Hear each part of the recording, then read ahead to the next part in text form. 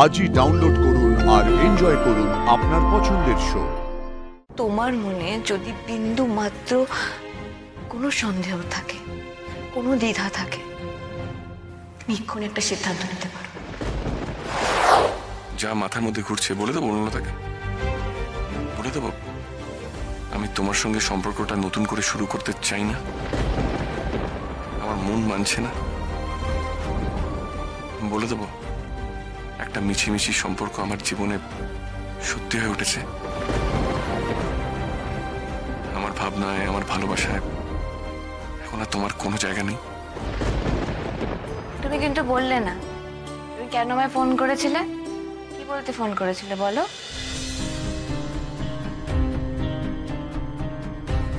শুনতে যখন চাইছো তাহলে বলেই ফেলি। আচ্ছা বনলতা, তুমি কি ভেবে দেখেছো তুমি এই সম্পর্কটা আদেও ঢুকতে চাও কিনা? মানে তুমি চাও না, তাই তো? আমি আমার কথা বলছি না, আমি তোমার কথা জিজ্ঞেস করছি।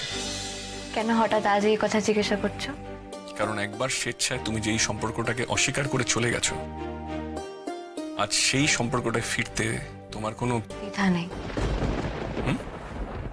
বলছি আমার মনে আর কোনো দ্বিধা নেই অনুভব, আমি সিদ্ধান্তটা নিয়ে ফেলেছি।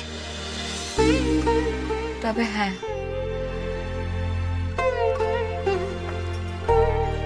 তোমার মনে যদি কোনো দ্বিধা থাকে অনুভব, কোনো অস্বস্তি থাকে এই সম্পর্কটা নিয়ে, তাহলে তুমি সেটা বলে দিতে পারো।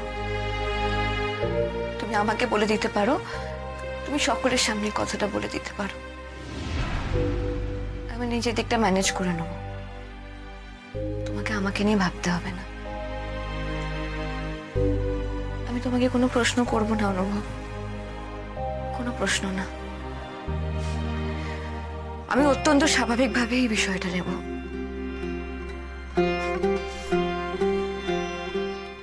তোমার ফিলিংসকে আমি রেসপেক্ট করব অনুভব। তুমি যেভাবে চাইবে আমি সেভাবে তোমায় মুক্তি দিয়ে দেবো অনুভব। তবে একটা কথা বলবো অনুভব, তুমি সবকিছু মেনে নিয়ে যদি এই সম্পর্কটা যদি এগো তাহলে যেন এই কথাগুলো আমাদের মধ্যে আর না আসে। ইন ফিউচার যেন তুমি আমাকে কোনোদিন এই প্রশ্নগুলো না করো, আমাকে সন্দেহের চোখে না দেখো, আমার অতীত নিয়ে কোনো তিক্ত কথা এগুলো তখন আর আমি মেনে নিতে পারবো না। তাই এই মুহূর্তে দাঁড়িয়ে তোমার মনে যদি বিন্দু মাত্র কোনো সন্দেহ থাকে, কোনো দ্বিধা থাকে, তুমি এক্ষুনি একটা সিদ্ধান্ত নিতে পারো। আমি তোমার সিদ্ধান্তের উপর আজকে সবটা ছেড়ে দিলাম। ওখানে গিয়ে তুমি যদি রেজিস্ট্রারের সামনে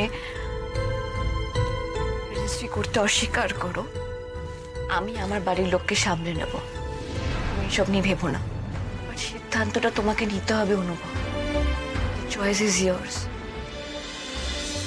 আমার সিদ্ধান্ত কিন্তু আমি নিয়ে ফেলেছি।